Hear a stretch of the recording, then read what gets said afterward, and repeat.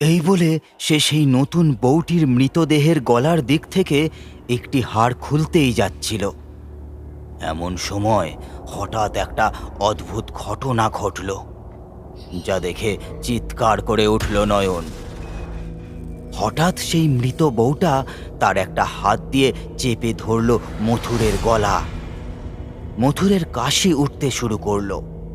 তার হাত থেকে সে নিজের গলাটা ছাড়াবার চেষ্টা করতে লাগলো, কিন্তু পারল না।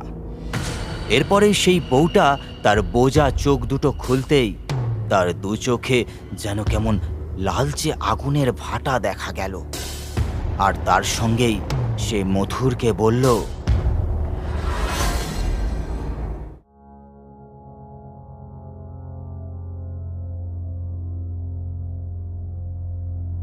নমস্কার আমার প্রিয় শ্রোতা বন্ধুরা, ভয়মঞ্চ ইউটিউব চ্যানেলে আপনাদের স্বাগত জানাই।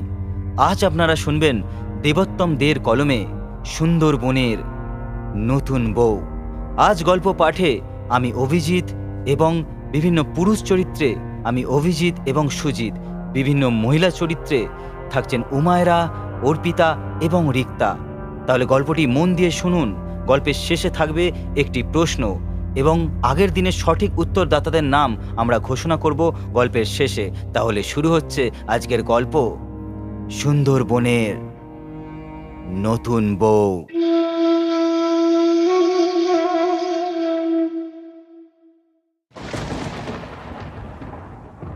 বিকেলের পর আকাশটা হঠাৎ পূর্ব দিক থেকে কালচে হয়ে আসতেই শিমুল ঘরের চৌকাঠের সামনে দাঁড়িয়ে মাথা নিচু করে তার স্বামী নয়নকে বলল, আজকে খালে মাছ ধরতে না গেলে হয় না তোমার? আসলে আকাশের অবস্থা তো ভালো নয়, তাই আর কি। যদি কাল পরশু যেতে। জঙ্গলে যা অন্ধকার, তার মধ্যে ঝড় বৃষ্টি নামলে। শিমুলের কথা শুনে নয়ন তাকে বলল, তা বললে কি হয়? তুমি নতুন বিয়ে করে এসেছ, তাই এমন মনে হচ্ছে। এসব ঝড় তুফান আমরা কত সামলেছি আগে, তার ঠিক নেই। আর তাছাড়া জঙ্গলে না গেলে খাবো কি গো বউ? ওই জঙ্গলই যে খেতে দেয়। আর কিছু হবে না, মা বনবিবি তো আছেন। তাছাড়া কোনো বিপদ হলে আর কি বা করা যাবে? বউটার শেষ কথাগুলো শুনে জল ভরাট চোখ দুটোর দিকে তাকিয়ে যেন কথা থেমে যায় নয়নের। সত্যিই তো, জঙ্গলের কথা আর কেই বা বলতে পারে? তার মধ্যে বাঘের ভয়। শিমুল সদ্য বিয়ে করা বউ তার, তাই বুকটা যে তার ভয় কেঁপে উঠছে তা সে বুঝতে পারছে। কিন্তু নয়নও তো নিরুপায়। গগন জেলের আড়তে কাজ করে সে, পয়সা পায় তার আড়তের মাছ ধরবার জন্য। তাকে যে জঙ্গলে যেতেই হবে। নয়ন বউটাকে একবার কাছে আসতে বলে বুকে জড়িয়ে ধরে। তারপর তাকে সে বলে, তুমি খামোখাই ভয় পাচ্ছ গো, ওরকম কিছুই হবে না। আমি ঠিক বাড়ি ফিরে আসবো, দেখবে। এরকম কতদিন গেছে, কত ঝড় জলে রাতও জেগে থেকেছি। তুমি খামোখা ভয় পেও না আমার জন্য। শিমুল তার কথার কোনো উত্তর দেয় না, শুধু সে নীরব থেকে বুঝিয়ে দেয় এখন অন্তত এই দুর্যোগের দিনে জঙ্গলে যাওয়ায় সে খুশি নয়, এবং এখনও সে মন থেকে তার এই জঙ্গলে যাওয়াকে ঠিকমতো সমর্থন করতে পারছে না। তবুও তার স্বামীর কথাও তো ঠিক, তাই সে ভাবনা ছেড়ে সামাল দেয় নিজেকে।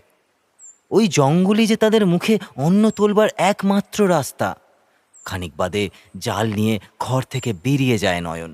নয়নের বৃদ্ধা মা তাকে সাবধান করে বলে, সাবধানে যাস বাপ আমার, কেমন? ঝড় জল আসবে। ইচ্ছে তো করে না এই দুর্যোগের দিনে তোকে জঙ্গলে পাঠাতে, কিন্তু কি করি, এমন কপাল। কোনো মা চায় না, কিন্তু এখন নতুন বউ আছে, তাই তোকে যেতেও হবে। তুই ছাড়া আমার আর কেউ নেই। সাবধানে যাস, কেমন? নয়ন তাকে বলে, তুমি চিন্তা করো না মা, সব ভালোই হবে। তুমি যদি এমন করো, শিমুল তো নতুন এসেছে বাড়িতে, ওর তো আমাকে এই কথা বলা আরও স্বাভাবিক। আমি আসছি, কেমন? তুমি শিমুলকে নিয়ে সাবধানে বাড়িতে থেকো। আর দেখো, মা বনবিবি আমার কিছু হতে দেবে না। তুমি তাকে মন দিয়ে ডাকো, সে শুনবে নিশ্চয়ই।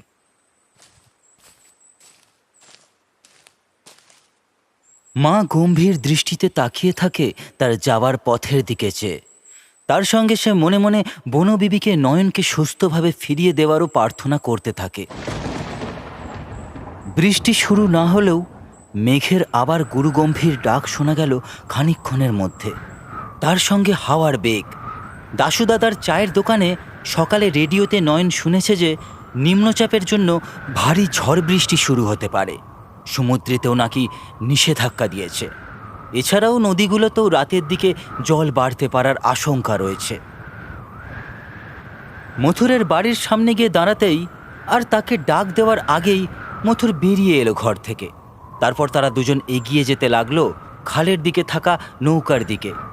তার আগেই খালের সোজাসুজি থাকা বনবিবির থানের সামনে গিয়ে তারা প্রণাম করে এলো।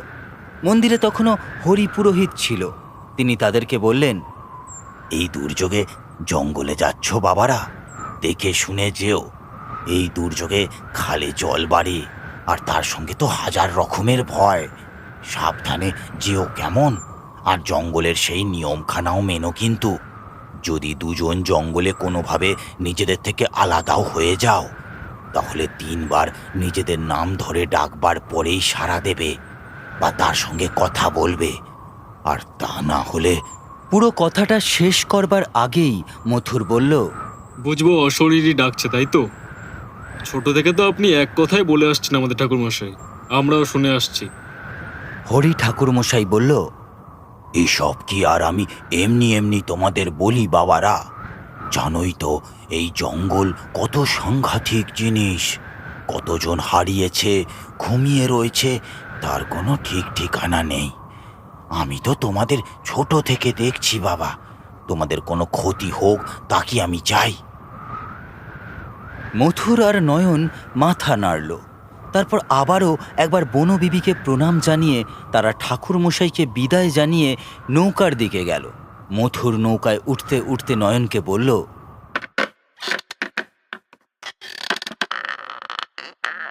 ঠাকুরমশাই ঠিকই বলেছেন কথাটা, বুঝলি নয়ন? কিন্তু আমাদের যে কিছুই করার নেই, এই জঙ্গলই তো আমাদের সব। নৌকাটার বৈঠা ধরে দুজনে জলের মধ্যে তা ঠেলতে শুরু করলো। আর তারপরেই ধীরে ধীরে তারা খালের মধ্যে দিয়ে এগোতে শুরু করলো। চারিদিকটা ঘুটঘুটে অন্ধকার। তার মধ্যে দূরে জঙ্গলের ঝাঁকড়া গাছগুলো বাতাস লেগে দুলছে যেন অনবরত অন্ধকারে। তার মধ্যেই নৌকার বৈঠা ঠেলে তারা এগিয়ে যেতে লাগলো জঙ্গলের দিকে। দূরে আকাশের মধ্যে মাঝে মধ্যে খেলা করছে বিদ্যুতের ঝলকানি।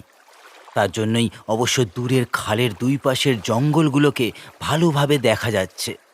গাছগুলোর পাতাগুলোও মাঝে মধ্যে বোঝা যাচ্ছে। এর মধ্যেই হঠাৎ মথুর নয়নকে বলল, ভজুরি খালের দিকে যাব না, বুঝলি? ওদিকে কানাইরা গেছে শুনলাম। আমরা বরং নৌকা খালের দিকটায় যাই, চল। ওদিকে ভালো মাছ ওঠে। এর মধ্যে আর যা না হলেও ভালোই মাছ ওঠে ওদিকে। জঙ্গলের একটু ভিতরের দিকে থাকলেও মাছ পেয়ে যাব।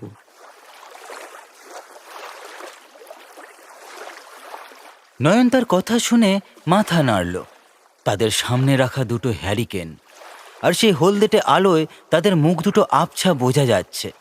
হ্যারিকেনের সেই আবছা আলোর দিকে একভাবে তাকিয়ে থাকতে থাকতে হঠাৎ যেন আবারও নয়ন তার কানের মধ্যে শুনতে পেল শিমুলের কণ্ঠস্বর। তার সঙ্গে আবারও ভেসে উঠল সেই সব কথাগুলো।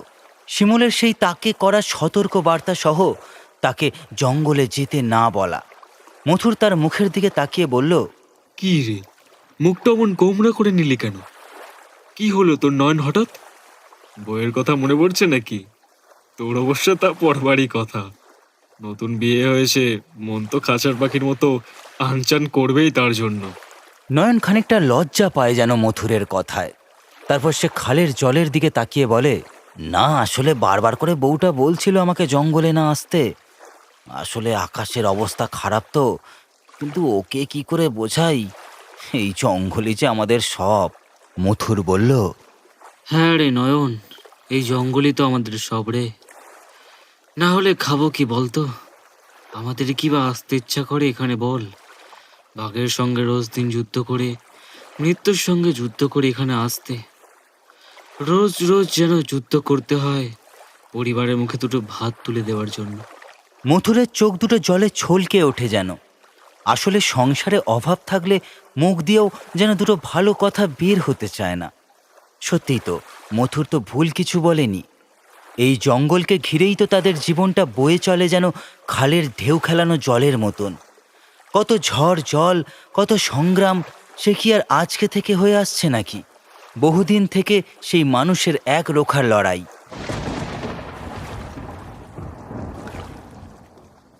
খালের জলের মধ্যে নৌকা চালাতে চালাতে আবারও মেঘের গুরুগম্ভীর ডাকটা শুনতে পেল তারা দুজন।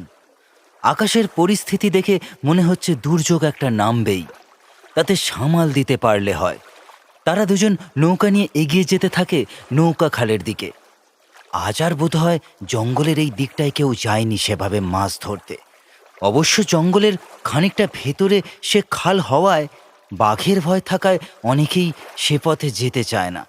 আর তাছাড়া নৌকাতেই সে পথে জলের নিচে প্রচুর চূড়া কাদা, নৌকা জলে ভীষণ আটকে যায় বারবার করে, তাই সে খালের পথে কেউ যায় না।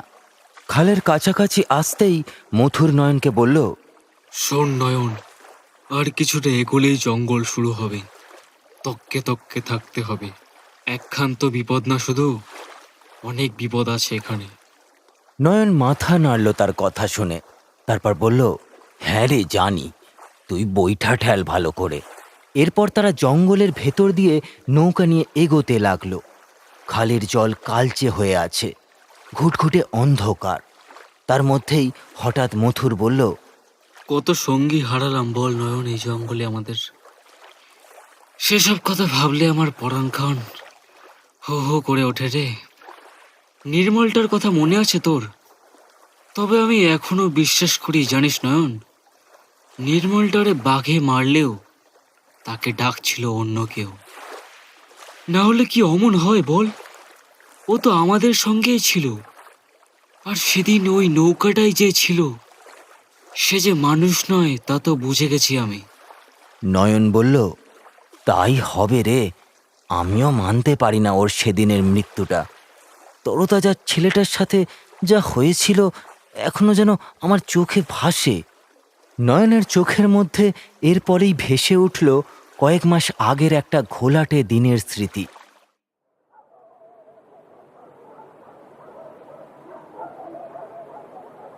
সেদিন মথুর আর নয়নের সঙ্গে আরও দুজন ছিল অন্য আর একটা নৌকোয়, ভূপেন আর নির্মল। কিন্তু একটু পরপরই তাদের মধ্যে সেদিন ঝামেলা লাগছিল। কোন দিকে নৌকা নিয়ে যাবে তা নিয়ে। আগের দুদিন ভালো মাছ ওঠেনি। আড়তের মালিক গগন জেলের কাছে অনেক কথাও শুনতে হয়েছে। আজ ঠিকমতো যদি জালে মাছ না ওঠে তাহলে সে তাদের পয়সা করি দেবে না। তাই নিয়ে দুজনের মধ্যে মাঝে মধ্যেই বাগবিতণ্ডা চলছে। ভূপেন তাকে বলল, আমি যেদিকে যেতে বলছি সেদিকেই তুই চল নির্মল, না হলে কিন্তু মাছও পাবি না আর পয়সাও না, বুঝলি? নির্মল বলল, না, তুই যে খালের কথা বলছিস ওদিকে বেশি মাছ ওঠে না। ওদিকে গিয়ে কোনো লাভ নেই বুঝলি। তার চেয়ে বরং ওই নৌকা নিয়ে নৌকা খালের দিকে চল, ওদিকেই ভালো মাছ ওঠে। সময়ের সঙ্গে তাদের মধ্যে ঝামেলা আরও শুরু হতেই এবারে সেই ঝামেলা থামাতে মথুর আর নয়নকে এগিয়ে আসতে হলো। তারপর মথুর বলল, এই তোরা ঝামেলা থামিয়ে বরং আমাদের সঙ্গে চল একসঙ্গে। তারপর নয় জায়গা দেখে আলাদা দিকে নেমে যাস জঙ্গলের খালের ধারে। চল এখন, এখনো মাছ উঠলো না একটাও, তার আগেই বাবুদের গোসা শুরু হয়ে গেছে। মথুর থামতেই নির্মল তার দিকে তাকিয়ে ধীর গলায় বলল, কুয়াশা নয় গো মথুরদা, ঘরে বউ পুয়াতি। 2 দিন পর নতুন সদস্য আসবে, তার মুখে কিছু তুলে দিতে না পারলে বাপ হয়েছে কপালে কলঙ্ক থেকে যাবে গো, কলঙ্ক। এই গগন জেলে যাও টাকা দেয় সব তো ফুরিয়ে যায়, কিন্তু কোথায় আর যাব? তাই হতে দিয়ে যে কাজ করি সেখানেই পড়ে থাকি। নির্মলের কথা শুনে খানিকটা যেন অস্বস্তিতে পড়ে সকলেই। নয়ন সবাইকে নৌকা বাইতে বলে, সকলে তাই করে। এরপর নৌকা খালের সামনে আসলে মথুর তাদের জঙ্গলের বাঁ-দিকের সরু খালের দিকে যেতে বলে, আর তারা ভুলে ডান দিকে যায়। এরপরেই একে একে জাল ফেলে সকলে। তারপর অপেক্ষা করতে থাকে জালের মধ্যে কখন টান পড়ে তার জন্য।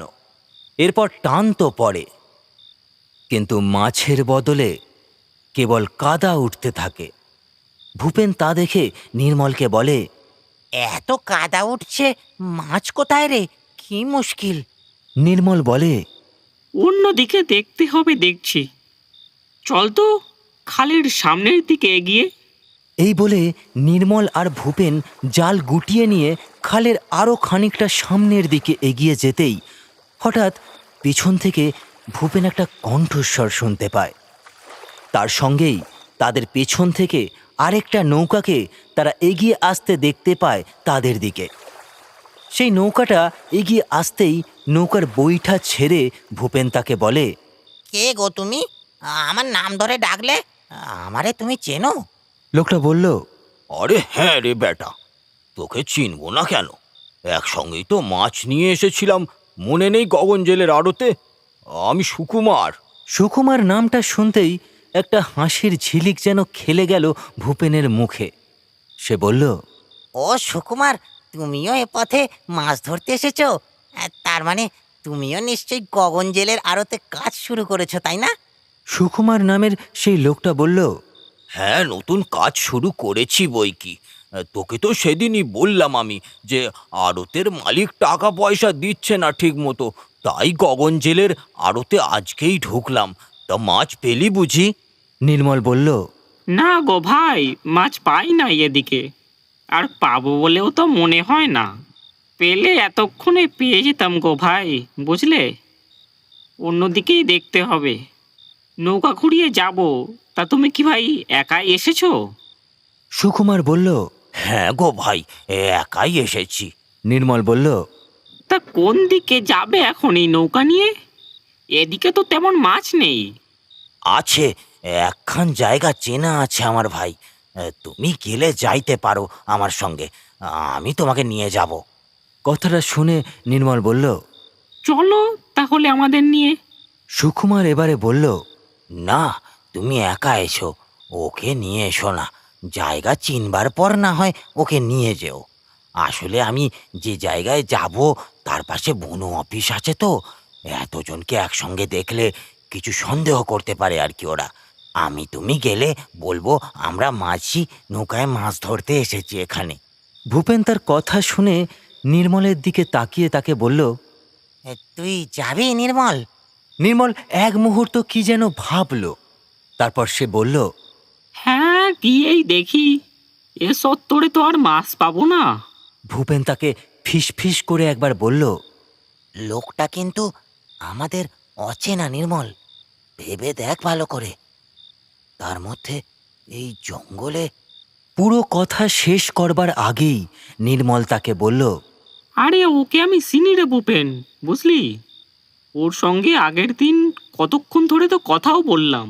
এই বলে খালের অপর প্রান্ত থেকে সুকুমার নামের সেই লোকটার নৌকাটা তার মুখোমুখি এগিয়ে আসতেই সেই সুকুমার নামের লোকটার নৌকায় উঠে পড়ল নির্মল। তারপর নিমেষের মধ্যে কোথায় জানি অন্ধকারে চলেও গেল তারা খালের মধ্যে দিয়ে। এরপর ভূপেন ফিরে এলো মথুর আর নয়নের কাছে। ফিরে আসতেই যখন তারা দুজন নির্মলের কথা জিজ্ঞেস করল, তারপরেই ভূপেন তাদেরকে সব কিছু খুলে বলতেই মথুর বলল, না, বিষয়টা তো ভালো ঠেকছে না। সে যতই চেনা পরিচিতি হোক, এই জঙ্গলে কখনোই নিজের পাশে যে দাঁড়িয়ে থাকে তাকে ছাড়া কাউকেই বিশ্বাস করা যায় না। আমার মনে হয় ওকে বোধহয়।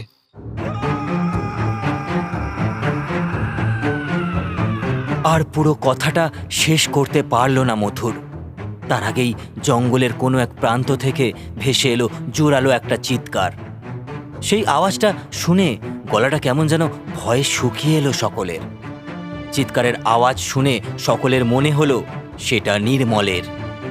নয়ন চেঁচিয়ে বলল, বেঘো ধরে নিয়ে গেছে নির্মলকে, ওই দেখো বোধহয় মেরেও ফেললো। জঙ্গল থেকে সেদিন বের হতে প্রায় তাদের ভোর হয়ে গেছিল। ছলছল চোখে যখন তারা সকলে হ্যারিকেন নিয়ে গ্রামের দিকে ফিরছিল, এমন সময় তারা হ্যারিকেনের আলোয় দেখতে পায় সেই বীভৎস দৃশ্যটা।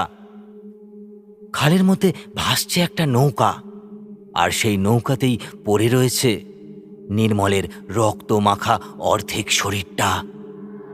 সেটা কোমর অবধি রয়েছে, তার পরের অংশ নৌকায় নেই। তারা নির্মলের বাড়িতে গিয়ে ভোরেই সবকিছু জানায়, আর সকলের অনুমান ঠিকও হয়। কারণ ভূপেনের কথা মতো সুকুমার নামের লোকটার কথা আড়তে খোঁজ করতেই জানা যায় লোকটার বাড়ির ঠিকানা। কিন্তু সেখানে গিয়ে দেখা যায় লোকটার গায়ে ধুম জ্বর নিয়ে সে কাঁপছে। এমন অবস্থায় সে কিছুতেই নৌকা চালিয়ে নিশ্চয়ই জঙ্গলে যাবে না। তাই সকলের সন্দেহ ঠিক হলো, সত্যিই এ কাজ বেঘভূতেই করেছে।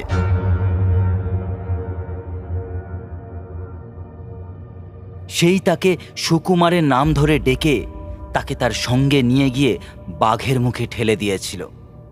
জলের শব্দে আবারও স্মৃতি থেকে যেন বাস্তবে ফিরে আসে নয়ন। তারপর সে মথুরকে বলে, নির্মলের বউটার কথা ভাবলে আজও ভীষণ কষ্ট লাগে রে। ওর পোয়াতি বউটা অভাবে কিনা শেষমেশ গলায় দড়ি দিয়েছিল। মথুর বলল, হ্যাঁ রে, সব কপাল রে কপাল, যার যেমন কপাল। নির্মলের কপালে সুখ সইল না রে, সুখ সইল না। ওর বউ বাচ্চার সঙ্গে ও শেষ হয়ে গেল। ছাড়ো সব, এবার জাল ফেল তাড়াতাড়ি। নৌকা ঘাটের কাছাকাছি তো চলেই আসলাম।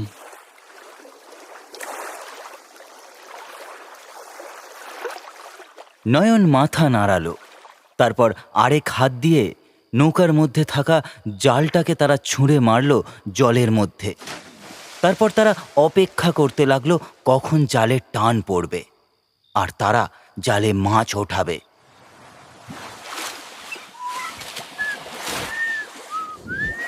এরপর জালে টান পড়তেই তারা জাল তুলতেই জালের মধ্যে মাছ দেখতে পেয়ে সেগুলোকে তারা জাল থেকে হাঁড়িতে তুলতে থাকে এক এক করে। তারপর আবার খালের জলে জাল ফেলে তারা চুপ করে বসে থাকে আবার জালে টান পড়বার অপেক্ষায়। কিন্তু এবারে আর জালে কোনো টান পড়ল না। সেটা দেখে তারা দুজনেই খানিকটা অবাক হলো যেন। আগেরবার জালে যেখানে এতগুলো মাছ তারা পেল, সেখানে এবার জালে কিছুই উঠল না।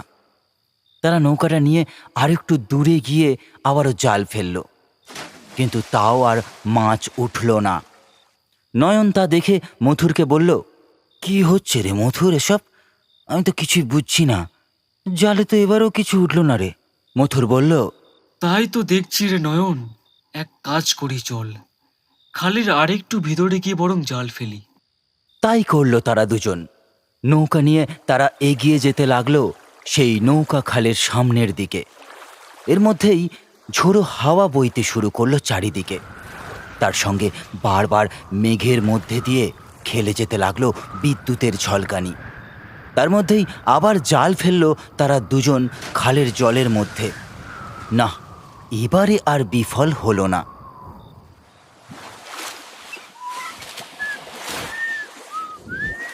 তাদের কপাল সত্যিই ভালো, জালে ভালোই মাছ আটকে উঠল তাদের। এরপর আবার তারা জাল ফেলল। দুটো হাঁড়ি ভরে উঠল মাছে। আর মাত্র দুটো হাঁড়ি কোনোভাবে যদি ভরে যায়, তাহলেই সেগুলো বিক্রি করে ভালো পয়সা পাওয়া যাবে গগন জেলের কাছ থেকে।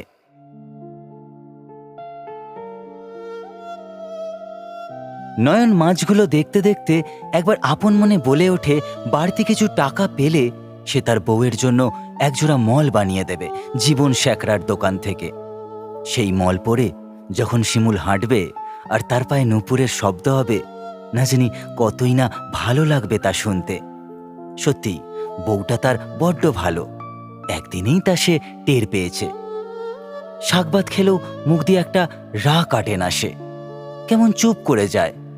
আর তাছাড়া এই কদিনে আরও একটা কথা ভালোভাবেই বুঝেছে নয়ন, শিমুল তাকে বড্ড ভালোবাসে, আর তাই সে তাকে সবসময় হারাবার ভয় পায়। মথুর একবার তাকে অন্যমনস্ক দেখায়, তার কাঁধ ঝাঁকিয়ে তাকে বলল, ওই বেটা, কি ভাবিস ওভাবে? আবার বউয়ের কথা মনে পড়ছে নাকি? জানি জানি, নতুন বিয়ে তো, ঘরে যাওয়ার জন্য মন আনচান করছে। বুঝতেই পারছি তোকে দেখে। নয়ন লাজুক হয়ে গেল যেন তার এই কথা শুনে খানিকটা। কথাটা তো পুরোপুরি আর ভুল বলেনি সে। তবুও সে তাকে কথা ঘুরিয়ে বলল, মথুর, গগন জেলে এত মাছ পেয়ে ভালো পয়সা দেবে বল আমাদের। হ্যাঁ রে, তার বলতে, যা মাছ উঠেছে আমার তো অহংকার হচ্ছে। আজ আমরা যত মাছ দুজনে মিলে এখান থেকে ধরেছি, আর কেউ তো ধরতে পেরেছে বলে তো মনে হয় না, কি বলিস? হ্যাঁ রে, কথাটা কিন্তু ঠিক। এই জায়গাটায় আবার সুযোগ বুঝে আসতে হবে, বুঝলি। সব ওই নৌকা খাল থেকেই তো আবার ভয়ে নৌকা ঘুরিয়ে চলে যায়। আমার মনে হয় ওখানে ওঠা মাছগুলো সব এদিক থেকেই যায়। আর ভয় বলতে তো ওই একজনেরই ভয়, বাবুর ভয়। তাছাড়া আর কোনো ভয় নাই। হ্যারিকেনের আলোটা নিয়ে আবারও হাঁড়ির ঢাকনাটা খুলে মাছগুলোকে ভালোভাবে দেখে নেয় নয়ন। মাছগুলো সব কেমন ছটফট করছে, আর হ্যারিকেনের আবছা আলোয় বোঝা যাচ্ছে তাদের গায়ের রূপলি রং। নয়ন সেদিক থেকে চোখ সরিয়ে নিয়ে মথুরকে বলল, আর একবার জাল ফেলবি নাকি মথুর?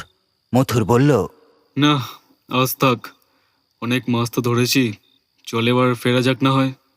জানিস তো, কোনো জিনিস বেশি দেখলে বেশি লাভ করতে ইচ্ছা হয়, আলসেমি আসে। চল বেটা, ফিরে যাই, নৌকা ঘোড়া।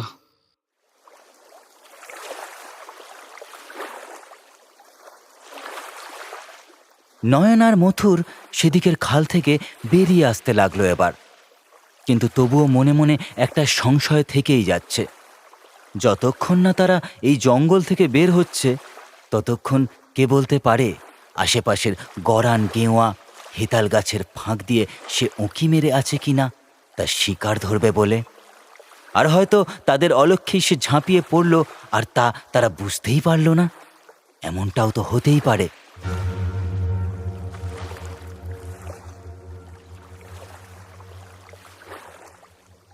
তারা খাল দিয়ে এগিয়ে আসতে লাগলো জঙ্গল থেকে বের হবার জন্য।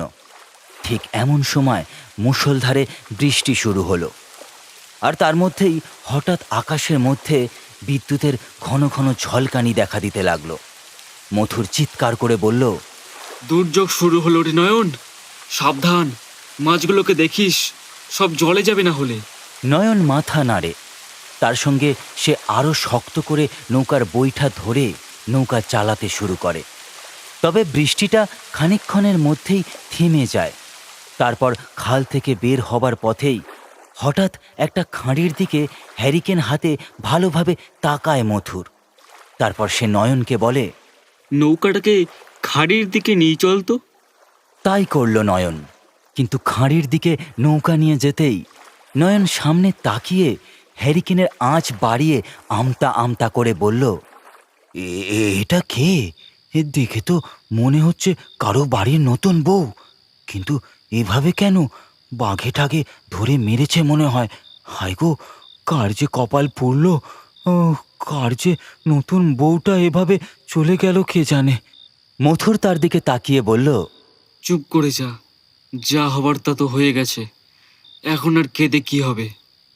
তার চেয়ে বরং একটা কাজ কর, তার আগে দাঁড়া। মথুর কথাটা পুরো শেষ না করেই নৌকো থেকে নামলো। তারপর সে সেই বউটার হাত ধরে দেখল সে বেঁচে আছে কিনা। কিন্তু না, সত্যি বউটা বেঁচে নেই। তার শরীর বরফের মতো ঠান্ডা। কিন্তু নয়ন কিছুই বুঝল না যে হঠাৎ করে মথুর কেন তাকে নৌকায় নিয়ে আসতে বলল। সে আবারও তাকে কারণ জিজ্ঞাসা করল, কিন্তু তখনই মথুর তাকে আবার ধমক দিয়ে বলল, যা করতে বলছি তাই কর মন দিয়ে, বেশি কথা বলিস না, বুঝলি? চুপচাপ নৌকা থেকে নেমে এসে বউটার পায়ের দিকটা ধর, তারপর সব বলছি। মথুরের কথা শুনে নৌকা থেকে এবারে বাধ্য হয়ে নেমে এলো নয়ন। তারপর সে তার কথা মতো বউটার পায়ের দিকটা ধরল। তারপর তারা দুজন মিলে বউটার সেই মৃতদেহটাকে তুলে নিয়ে এলো নৌকায়। নয়ন বলল, তুই কি চিনিস এই বউটাকে মথুর? তাহলে যে নৌকায় তুলতে বললি? হ্যারিকেনের আলোয় একবার মাথা নাড়িয়ে না জানালো মথুর। তা দেখে নয়ন আবার তাকে বলল, তাহলে কিসের জন্য তুই এই অচেনা বউটাকে নৌকার মধ্যে তুলে আনলি? দূর হতচ্ছাড়া, এসব জিনিস কেউ হাতছাড়া করে? একবার দেখ, সারা গায়ে চকচক করছে, দেখ সোনালি রঙে কেমন, কত গয়না দেখ। এগুলো নিয়ে এই বউটাকে আবার খালের জলে ফেলে দিয়ে চলে যাব। খোল খোল সব গায়ের গয়নাগুলো এক এক করে। নয়ন এবার তার কথা শুনে চেঁচিয়ে বলল, তুই কি পাগল হয়ে গেছিস? হ্যাঁ, বউটা মারা গেছে আর তার মধ্যে তার জিনিস তুই তার থেকে কাড়বি?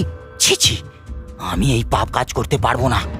মথুর তার দিকে হিংস্র একটা কামটের দৃষ্টিতে একবার তাকিয়ে বলল, পাপ আবার কিসের রে বেটা? এই মাছে আর কয়দিন চলবে বল? আবার সেই জঙ্গলে আসতে হবে জীবনকে বাজি রেখে। তার চেয়ে এই গয়নাগুলো দিয়ে দিব্যি অনেকদিন কেটে যাবে আয়েশ করে, কোনো অসুবিধা হবে না, বুঝলি? আর বউটা তো মরেই গেছে, ওর আর এই গয়না দিয়ে কি হবে শুনি? ঠিক আছে, তোকে গয়নাগুলো খুলতে হবে না, আমিই খুলছি। এই বলে সে সেই নতুন বউটির মৃতদেহের গলার দিক থেকে একটি হাড় খুলতেই যাচ্ছিল। এমন সময় হঠাৎ একটা অদ্ভুত ঘটনা ঘটল, যা দেখে চিৎকার করে উঠল নয়ন। হঠাৎ সেই মৃত বউটা তার একটা হাত দিয়ে চেপে ধরল মথুরের গলা। মথুরের কাশি উঠতে শুরু করলো। তার হাত থেকে সে নিজের গলাটা ছাড়াবার চেষ্টা করতে লাগলো, কিন্তু পারল না।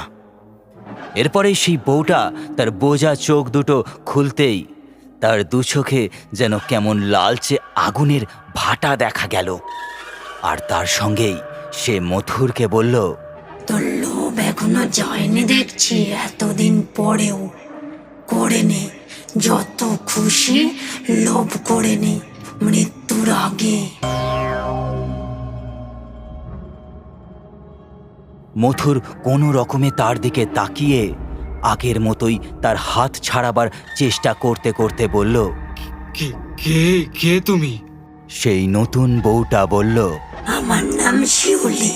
এত তাড়াতাড়ি বলে গেলি আমাকে? মনে নেই আমার কথা? গত মাসে কি করেছিলি আমার সঙ্গে? আমার বাড়ি এই সুন্দরবনের জলডুবি পাড়ায় ছিল।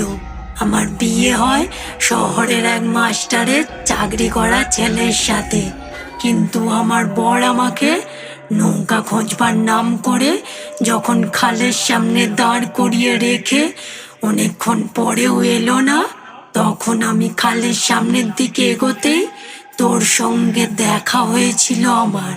তখন তুই আমাকে বলেছিলি আমার স্বামী নাকি তোর নৌকায় আমাকে উঠতে বলেছে, আর সে নাকি আমার ভাইয়ের সঙ্গে কিছু উপহার আমার বাড়ি থেকে আনতে গেছে, তাই তার দেরি হবে। সে নাকি আমাকে তোর নৌকায় করে জঙ্গল পেরিয়ে শহরের ধারের এক নদীর ঘাটে দাঁড়াতে বলেছে। আমি তাই বিশ্বাস করি, কিন্তু তুই আমার গয়না চুরির জন্যই সে মিথ্যা কথা বলেছিলি, তা আমি বুঝতে পারিনি তখনও। আমি সুন্দরবনের মেয়ে, সন্ধ্যা নামলেও শহর আর জঙ্গলের তফাৎ বুঝি। তুই যখন আমাকে জঙ্গলে নিয়ে যাচ্ছিলি আর তোকে যখন আমি জিজ্ঞেস করলাম আমাকে এদিকে নিয়ে যাচ্ছ কেন, তখন তুই কোনো উত্তর না দিয়ে নৌকা থেকে একটা গামছা দিয়ে মুখ বেঁধে দিলি আমার। তারপর আমাকে নিয়ে যেতে লাগলি জঙ্গলের আরো ভেতরের দিকে। তারপর সে এক এক করে গয়না খুলতে শুরু করলো শিউলির।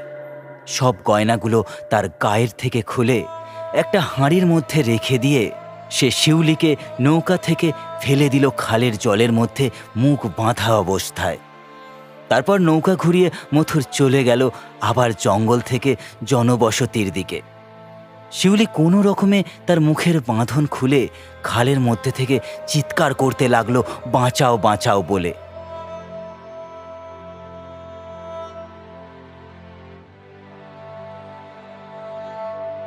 কিন্তু এরপরেই সে একটা গুরুগম্ভীর কণ্ঠস্বর শুনতে পেয়ে তার বাক শক্তি যেন হারিয়ে যায়। সে আর চোখে পেছনে তাকাতেই দেখতে পায় খালের জলের পাশের একটা খাঁড়ি থেকে দুটো সবজে চোখ তাকিয়ে রয়েছে তার দিকে। চিৎকার করে ওঠে শিউলি, বাঘ!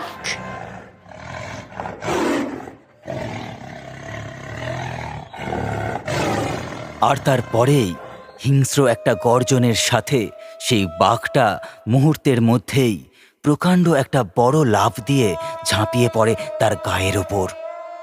তারপরেই খালের জল কেমন যেন গাঢ় রক্তে লাল হয়ে ওঠে।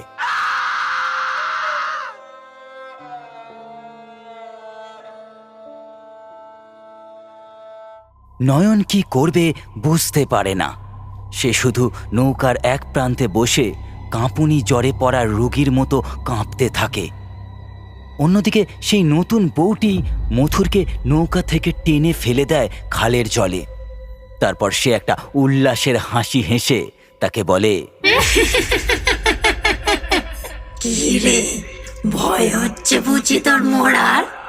আমারও হয়েছিল জানিস, সেদিন খুব ভয়, কত চিৎকার করেছি, কেউ শোনেনি, কেউ না। আমাকে মরতে হয়, তিলে তিলে শেষ হয়ে যেতে হয়।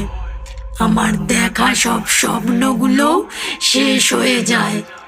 আমার নতুন ঘর, বর, সংসার, আমার গয়না, সব সব শুধুমাত্র তোর লোভের জন্য খোয়াতে হয় আমাকে। আমি ছাড়বো না তোকে, ছাড়বো না আজ। যে লোভে আমার জীবন শেষ করেছিলি, আর সেই লোভেই মরবি তুই। না, আমি তোকে বাঘকে খাইয়ে মারবো না, আমি তোকে মারবো তোর লোভ দিয়েই। এই বলেই হঠাৎ করে একবার ঠোঁটে একটা বাঁকা হাসির রেখা ফুটে উঠল শিউলির। তার সঙ্গে সজোরে সে তার এক হাত দিয়ে তার গলা থেকে একটা হাড় খুলে নিয়ে তা ভাসিয়ে দেয় খালের জলের মধ্যে। খালের জলে তখন সাঁতরে পালাচ্ছিল মধুর। এমন সময় হঠাৎ সেই হাড়টা খালের জলের মধ্যে ভাসতে ভাসতে তার গলার মধ্যে গিয়ে পেঁচিয়ে গেল ফাঁসের দড়ির মতো। আর তারপরেই যন্ত্রণায় চিৎকার করে উঠল মথুর। সে চিৎকার করে বলল, বাঁচাও, বাঁচাও, আমার গলা থেকে এটাকে সরাও। কিন্তু কোনো লাভ হলো না। সে তার গলা থেকে সেই হাড়টা খুলতে পারল না। তার সঙ্গে তার দম বন্ধ হয়ে আসতে লাগলো ধীরে ধীরে।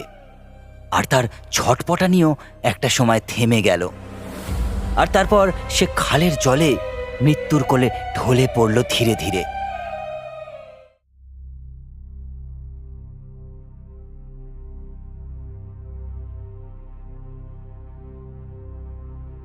পরের দিন সকালে যখন ঘুম ভাঙল নয়নের, সে দেখল সে তার বিছানায় শুয়ে আছে। তার মাথাটা কেমন যেন ঝিমঝিম করছে। সে কি করে বাড়িতে এলো তা সে বুঝতে পারল না। এমন সময় তার বউ ঘরের কোণে দাঁড়িয়ে মুখের সামনে থেকে আয়না সরিয়ে দিয়ে তার দিকে তাকিয়ে বলল, হারখানা কিন্তু ভালোই মানিয়েছে বলো আমাকে। এটা তুমি কোথায় পেলে? এমন সময় হঠাৎ শিমুলের কণ্ঠস্বরের মধ্যে একটা চেনা কণ্ঠস্বর শুনতে পেল নয়ন। সেই শিউলি নামের মেয়েটার কণ্ঠস্বর। সে তাকে বলল, আমি দিয়েছি গো ওকে নয়ন, আমি শিউলি, মনে নেই আমাকে?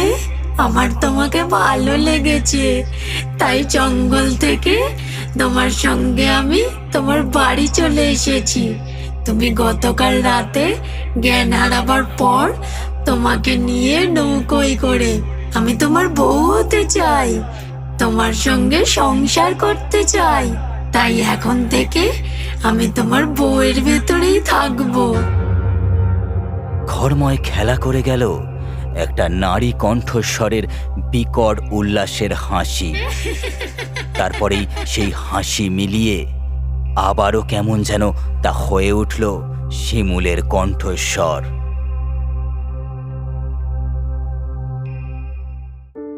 শুনছিলেন লেখক দেবোত্তম দের কলমে সুন্দরবনের নতুন বউ।